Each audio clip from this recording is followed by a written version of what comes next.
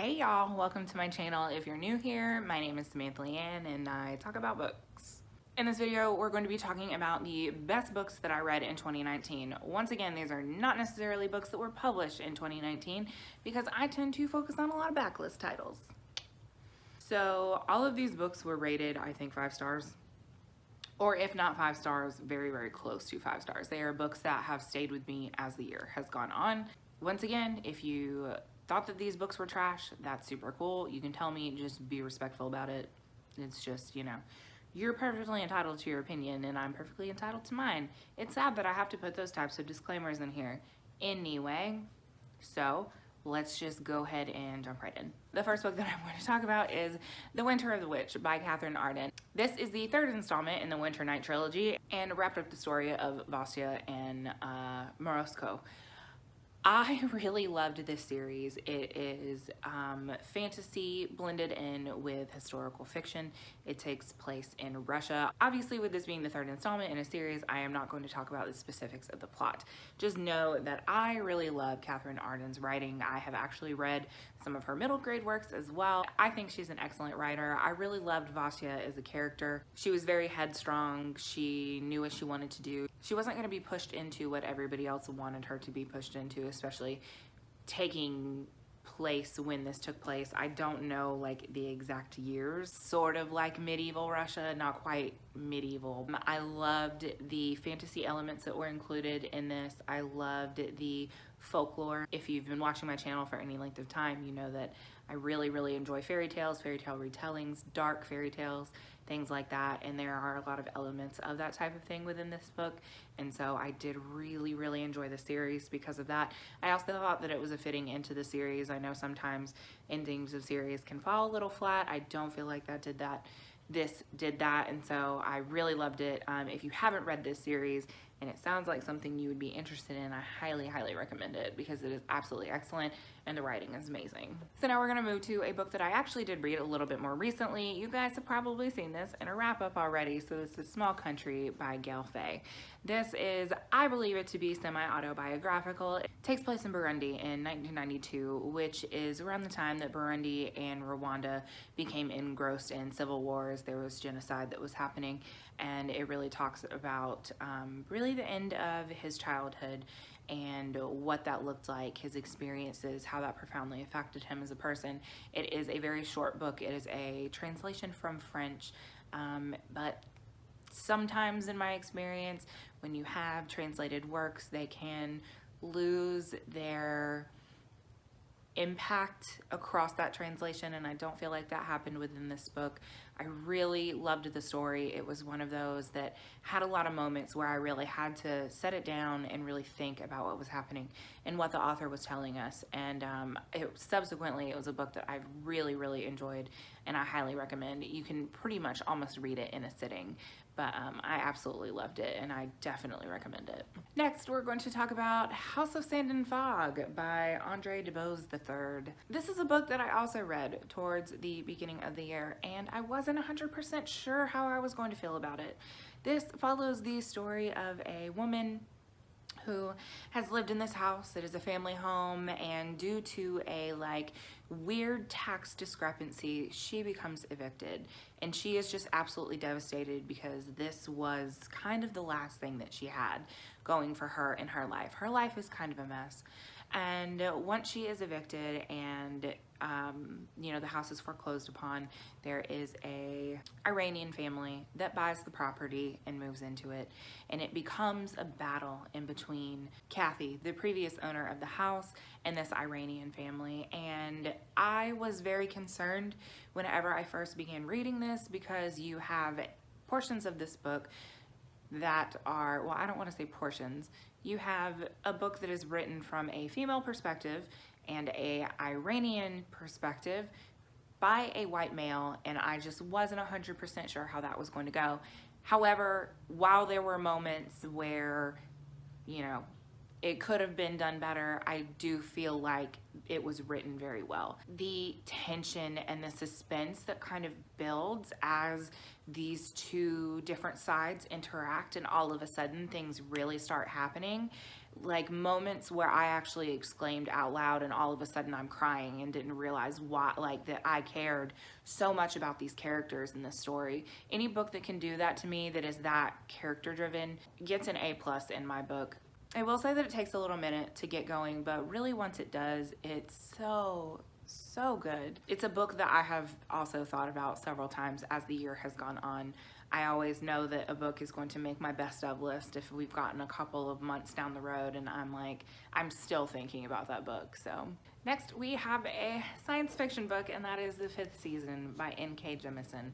I don't read a ton of science fiction, truth be told, and I had heard such amazing things about this book. This is actually a buddy read between myself and a very large group, part of the group that I go to Book Nut Fest with every year. So, and that, I loved that experience of getting to read this with them and discuss it as we went. That was really awesome, especially because of the size of this book.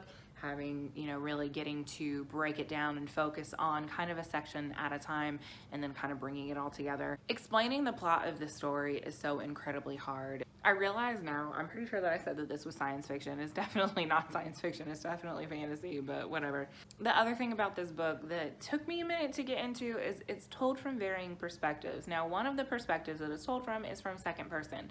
And this was one of my first experiences reading a second person point of view, and it was a little challenging at times. However, once you got into it and you really started learning the story, and as everything came together as you went further on, oh man, it was so good. There are a lot of different things that are discussed within this book, politically, like colorism, different politics, different so many things. There's so much that goes into this book, and honestly this is the first in the Broken Earth trilogy, and I feel like I need to reread it before I move on to the next book, just because there is so much in it and I feel like I would really benefit from rereading it. But really, really good.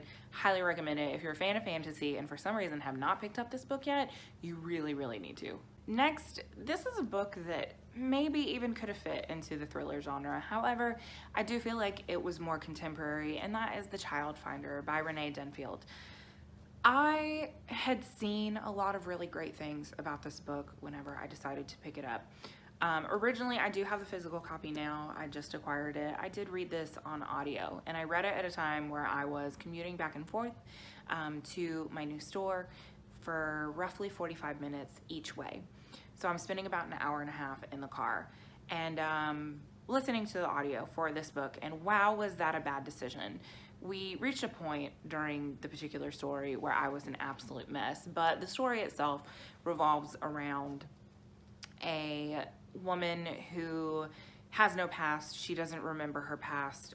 She was a found child. She was found, I can't remember how old she was, but nobody could figure out where she came from. She doesn't know who she was, what her situation was, none of those things. She's brought into foster care and kind of grows up from there. And because of this experience and knowing that she was a found child, she has made it her mission to find other children, hence the name The Child Finder. So outside of her normal, she in this book is working on 2 different missing children. And the way that it is written and the situations that are going on is very heavy stuff, but it is very, very good. The writing I thought was really good. She had the ability, not being a mother, I'm not a mother, and the author had the ability to make me feel like a fraction of what a mother's pain would feel like. Like, it fucked me up at a couple of different points. And once again, any writer that has the ability to do that to me, kudos to you. You get an A+. Definitely emotional, definitely hard-hitting. Absolutely loved this book. I will say that it is very heavy. You're talking a lot about child abuse. If that is something that you cannot handle, do not. But know that that is a lot of the content of this book. So But aside from that, it was so good. Next up, we have The Kite Runner. This is a book that I think that everybody knows of. It was made into a major film. A lot of people have seen the film. I had not seen the film nor read the book, obviously. This was part of my contemporary month, my try a chapter for contemporary, and wow, was I glad that I read this book. It is absolutely so good. This is another one of those books that made me very tearful at various times while reading it. It takes place in Afghanistan through like the final days of like the monarchy that they had at that point, and then kind of as the Taliban came into the country and what that looked like for the people of Afghanistan. But more than that, it follows the story of a young boy and his very good friend who actually happens to be the child of a servant of his father's, and they are just absolutely the best of friends for a very long time. But there is that class difference, and so there is a lot to do with the politics of that and what that looks like. Neither of them having had mothers and becoming very close with one another. It's a lot about the ties of family, the regret that we can feel when we do certain things, how we get over that, how we can make amends, things like that. But oh, so emotional. This book is so emotional. There are several parts of this that are very hard to get through, but I think that once you get through them, the overarching theme of this book and just how beautifully written it is, like, oh, if you haven't read this book for some reason, I'm probably the last one to read it, but if you haven't read this book for some reason, absolutely this should be on your list. I can't speak for the film. I have heard the film is very good. It is a very true adaptation to the book. So eventually one day I would like to watch it, but this is by far one of the best books that I read this year. And the last book that I'm going to talk about is The Space Between Us by 30 Umragar.